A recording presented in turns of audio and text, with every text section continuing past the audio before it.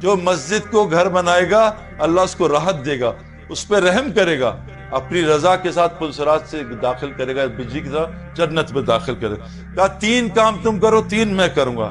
تم 5 دفعہ مساجد جایا کرو، نماز پڑھو، اس کو قائم کرو، آباد کرو، اور گھر میں سلام کر کے داخل ہو مجھ پہ، اور اللہ کے راستے میں نکلو۔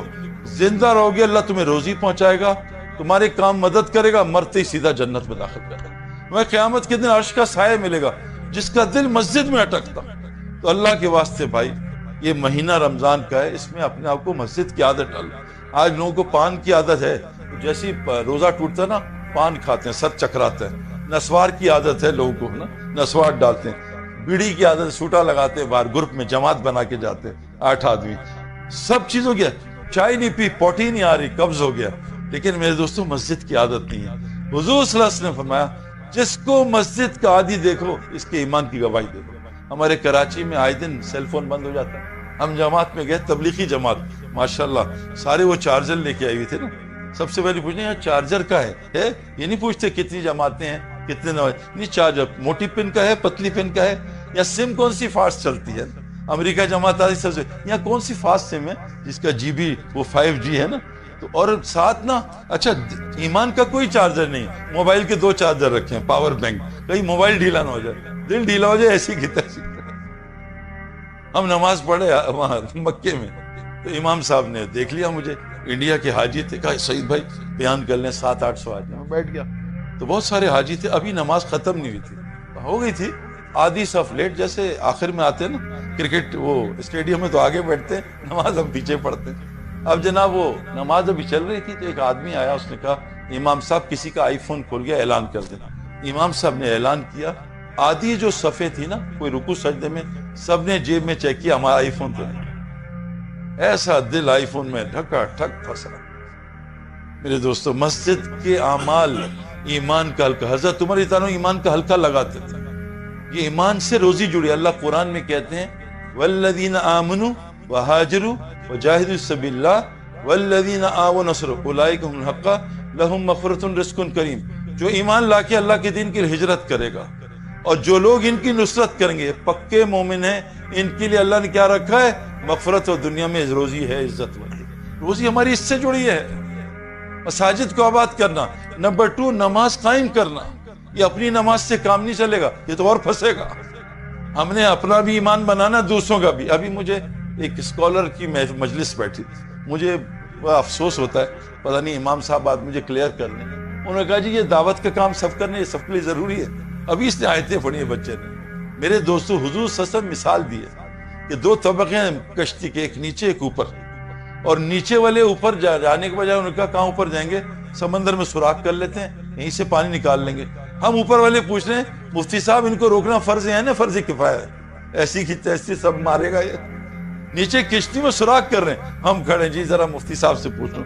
میرے دوستو حضرت سورہ نمل میں ایک چونٹی نے باقی چونٹیوں کی دنیا کی فکر کی ہے، اللہ نے اپنی کتاب کو اس کو حصہ بنا دیا۔ آپ دیکھو تو ایک چونٹی دنیاوی فکر، جو انسانوں کی آخرت کی فکر کرے اس کو اللہ کیا جنت دے گا۔ اصحاب کہف اپنا ایمان بچانے نکلے، قرآن کی پوری سورت اتر گئی۔ جو لوگ دوسروں کے ایمان کی فکر کریں گے اللہ ان کو کیا جنت دے گا۔ حدود جانور نے ایک گشت کیا جولا، اللہ نے قرآن میں تذکرہ کر دیا۔ میرے دوستو اللہ نے ہماری روزی کو کس سے جوڑا ہے؟ حضرت محمد صلی اللہ علیہ وسلم کو تنگی روزی کی آپ نے روکا، کہا وَأْمُرْ أَهْلَكَ بِالصَّلَاةِ وَاصْطَبِرْ عَلَيْهَا، اے نبی جی اپنے حال کو نماز قائم کراؤ اور آپ اس پہ جمے رہو، ان کو سمجھاتے رہو۔ لا نسألک رزقا، ہم آپ سے روزی نہیں چاہتے، نحن نرزقک، ہم خود رازق ہیں، والعاقبۃ للتقوی، اور بہترین انجام تو تقوی والوں۔ ہماری روزی نماز کے ساتھ جڑی ہے۔ یہ والی نماز نہیں ہے T10 اور T20 ٹکا ٹک ختم، یہ والی روز نماز بنائی۔ طارق جمیل صاحب سے میں نے پوچھا آپ اتنی بات کرتے ہیں اخلاق، مجھے آپ ایک سوال دیں کہ نماز فحاشی بے حیائی سے روکتی ہے، نماز انسان کو اخلاق والا بناتی ہے، نماز روزی کھینچتی ہے۔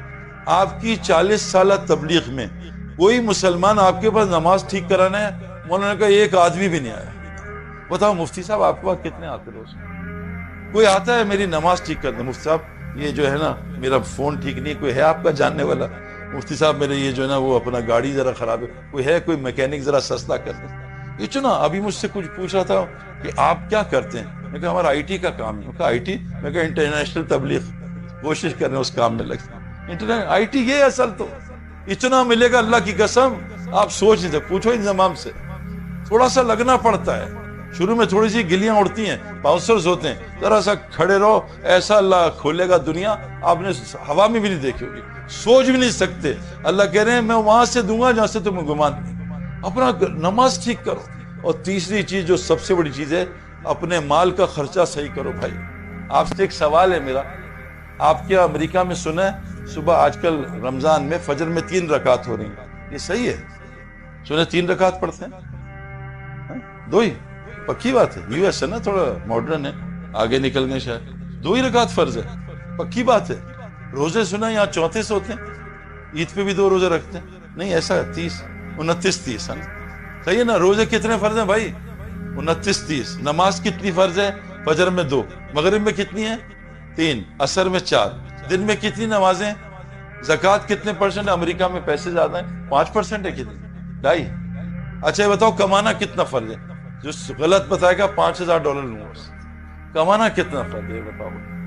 نماز کتنی فرض ہے، روزہ کتنا فرض ہے، زکوٰۃ کتنی فرض ہے، حج کتنا فرض ہے، یہ پتہ ہی نہیں کمانا کتنا فرض ہے اور کب کمانا فرض ہے۔ حاجی صاحب عرفات میں مغرب پڑھ سکتے ہیں؟ نہیں، قضا کریں۔ زوال میں سجدہ؟ نہیں۔